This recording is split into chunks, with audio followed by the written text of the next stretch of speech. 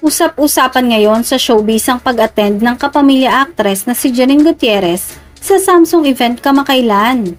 Hindi kasi napigilan ng ilang netizens na ikumpara si Janine Gutierrez sa ibang mga kilalang artist tulad ni Kim Chiu.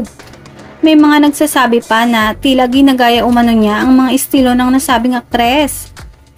Agad namang pinabulaanan ng mga loyal na tagahanga ni Janine ang mga ganitong haka-haka at ipinunto na ang kanyang estilo ay kanya-kanyang pagpapakita ng personalidad at hindi pagkopya sa iba.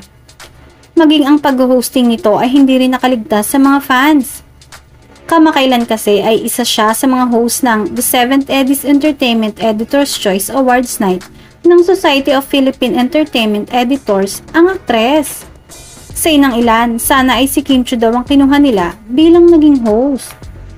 Samantala, trending nga ang paakyat na sa gilid ng stage sina Janine at Jake para ipakilala ang presenter ng mga icons nang biglang matisod ito at napaupo sa hagdan.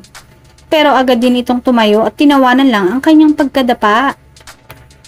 Agad ding inalalayan ni Jake ang co-host paakyat sa stage pero hindi nakaligtas ang pangyayaring yun kina Enchong, Elijah at Cedric Juan na tinawag si Janine sa stage at sabay-sabay nagtaas ng kamay na naka-heart shape.